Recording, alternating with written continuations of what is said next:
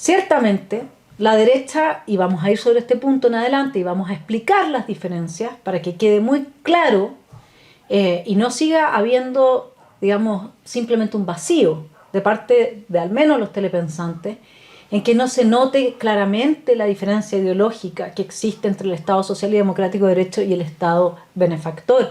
Porque lo uno, el primero, nos lleva al socialismo del siglo XXI, mientras que el Estado benefactor implica una serie de resguardos respecto del mercado que son los que hemos visto funcionan y operan en la mayor parte de los países europeos. Entonces, ¿por qué la derecha? Y esa es la pregunta. Se atreve a aparecer avalando en el primer borde, el primer artículo del proyecto de constitución rechazado por la amplia mayoría del país. Y usted me puede decir que ya se instaló, que ese es el Estado o el modelo que la mayoría quiere. Y yo puedo entender ese aspecto. Lo que la derecha no entiende es que de su sector, quienes componen al menos un 22%, el rechazo, la gente que no se tragó el cuento, tampoco se va a tragar este tema del Estado social y democrático de derecho. No al menos de la manera que se está haciendo.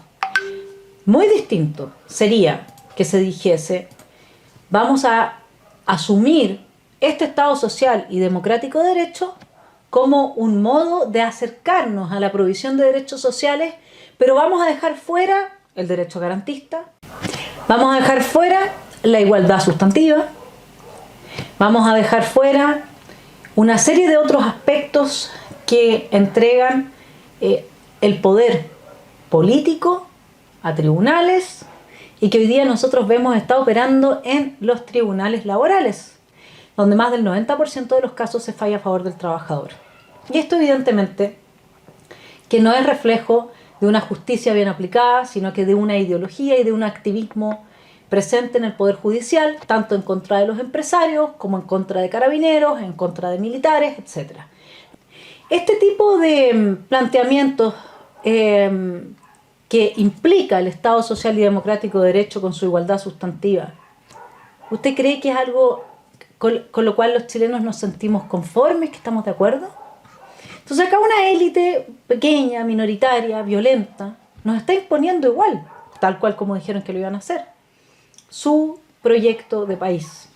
Francamente, me encantaría entender cómo es posible que la derecha haya accedido a poner Estado social y democrático de derecho como primer borde, cuando ese era el primer artículo del proyecto de constitución rechazado. Usted me va a decir, no, porque la gente en general está de acuerdo con esta idea. Sí, ok, pero que hoy día se establezca o que exista un discurso hegemónico en torno al Estado social y democrático de derecho como una forma de dejar tranquila a la gente de que ahora sí se te van a garantizar tus derechos, es pan para hoy y hambre para mañana. Si eso es propaganda, eso es publicidad, eso no va a pasar. Si el Estado de Derecho garantista destruye el desarrollo económico, es una traba absoluta a la posibilidad del emprendimiento y del crecimiento económico de las empresas, etc.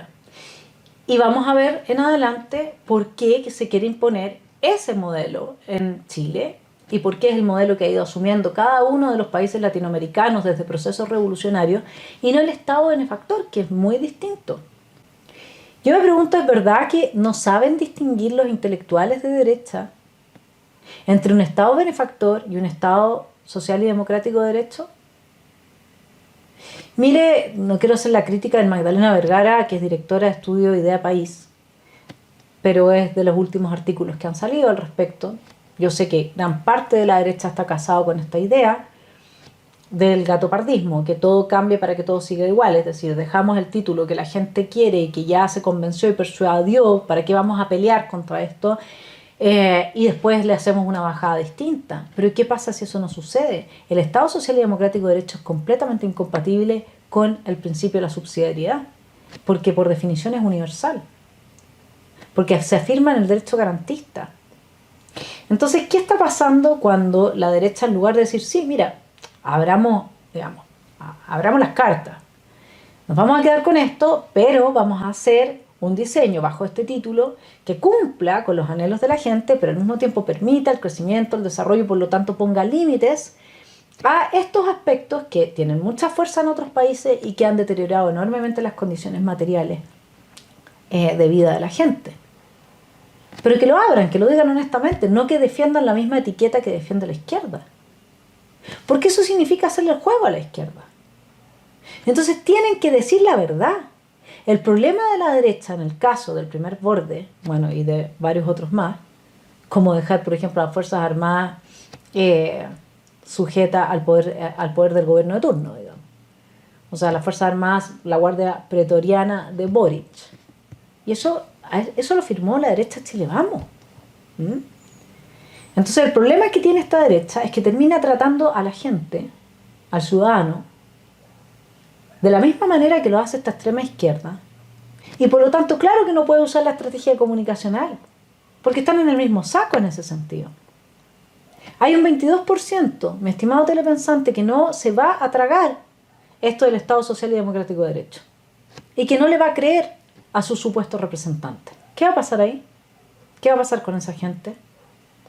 No deja de ser un número menor. No se olviden los señores Chile Vamos que en las últimas elecciones primarias no sacaron a sus candidatos, sino que ganó uno que venía por fuera, que era Sichel. O sea, su propio sector está muy cansado de la manera en que ustedes han actuado haciéndole el juego a la izquierda. Lo dice Roberto Ampuero también. En la entrevista dice, por Dios, que este sector ha jugado a favor del triunfo de la extrema izquierda. Lo estoy parafraseando, no recuerdo la cita claramente, pero la idea está expuesta de esa manera. Entonces, usted me va a decir, ya, pero Vanessa, ¿sobre qué base tú nos dices a nosotros que la derecha, cuando dice que el Estado Social y Democrático de Derecho es coherente con el principio de subsidiariedad? Quizás tú, Vanessa, no puedes estar equivocada.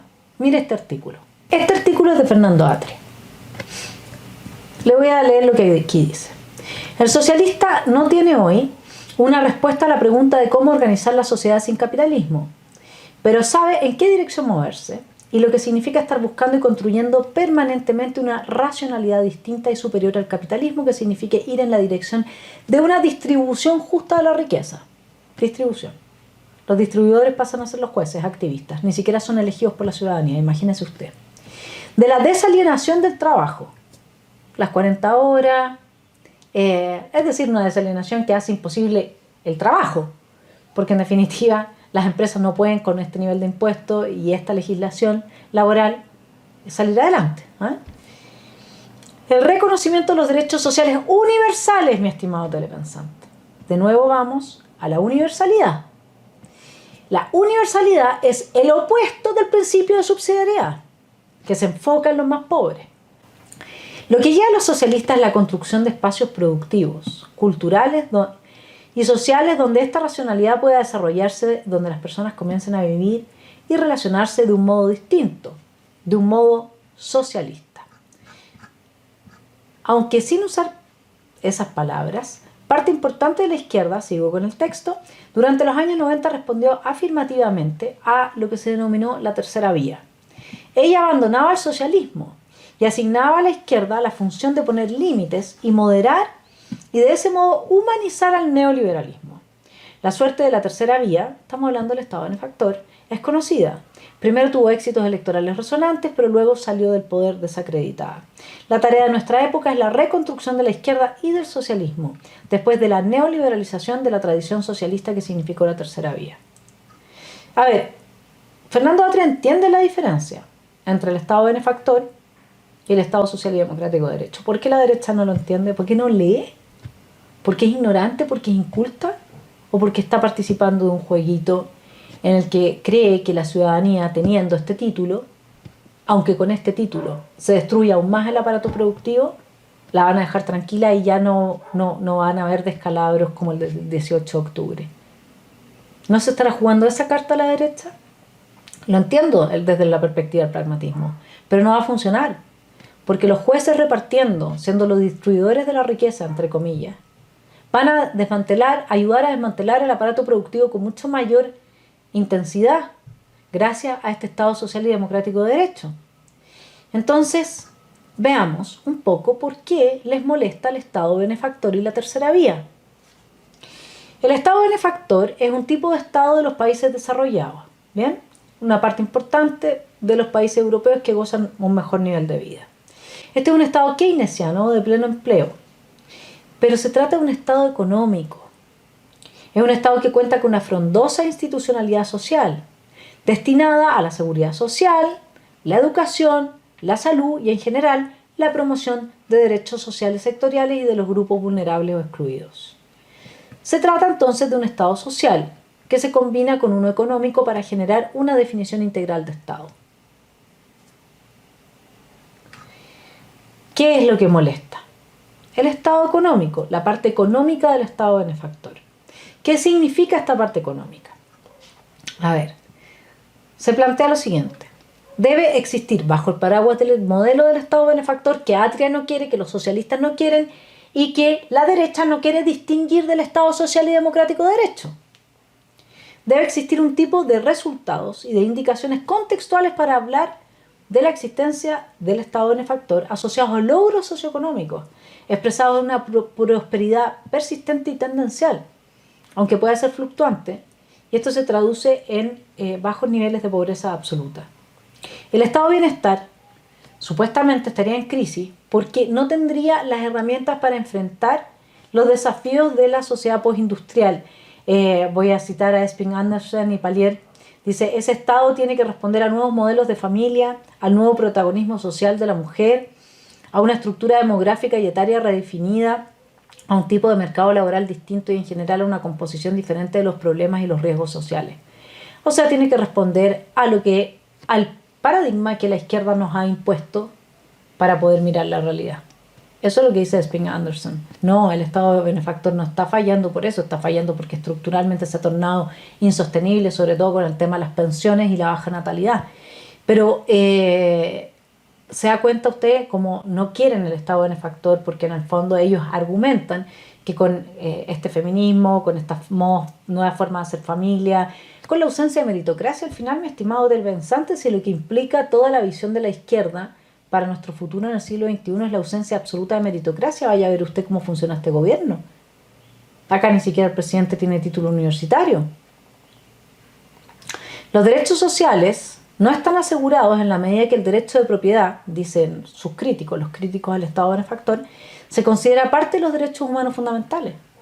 En el Estado social y democrático de derecho eso no es así. El derecho garantista considera el derecho de propiedad como un derecho de segundo rango porque desiguala a los ciudadanos, ¿se entiende?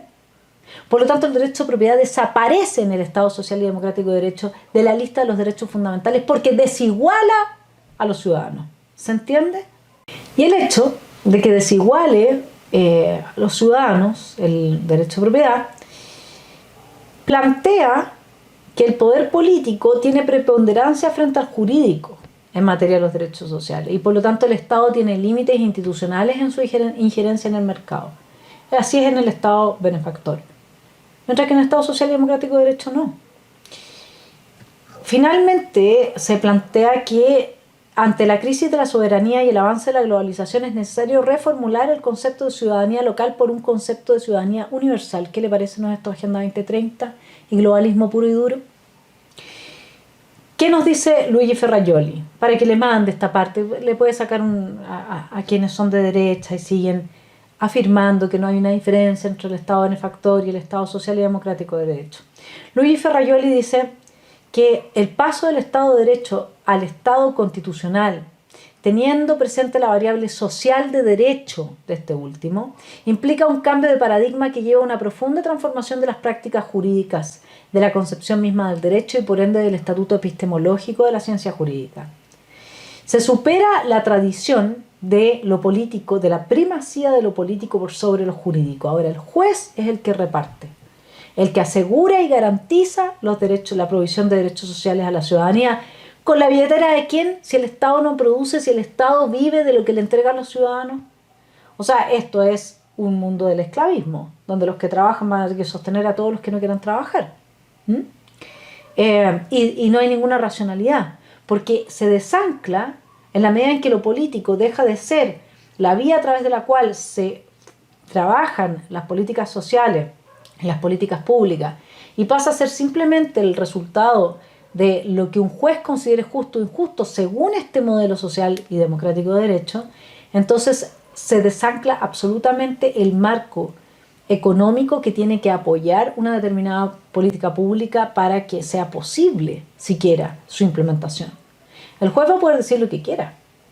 La pregunta es de dónde el Estado va a sacar los recursos cuando los jueces estén, como hoy día están en tribunales laborales, fallando solo a favor del trabajador y estén fallando así en la serie de demandas que los ciudadanos van a ingresar a tribunales para que les den los derechos que la Constitución les asegura. Para que se sepa bien, en el Estado social y democrático de derecho, los derechos patrimoniales dejan de ser parte de los derechos fundamentales, ¿sí? Porque se busca una igualdad sustantiva. Y usted ya lo sabe, eso sigue estando presente, eso es parte del modelo que se nos quiere imponer con el primer borde. Para lograr finalmente una ciudadanía universal, que es lo que se está buscando, es necesario, dice Luigi Ferrajoli, un órgano legítimo que organice las naciones, es decir, estamos hablando de la ONU, la promoción de la paz, una jurisdicción penal internacional, y la ONU, dice él, es un buen principio del órgano legítimo que va a ordenar todas las naciones para tener esta ciudadanía global, para que se ejerza el derecho garantista a nivel mundial, desaparezcan las naciones y se produzca el sueño de la Agenda 2030.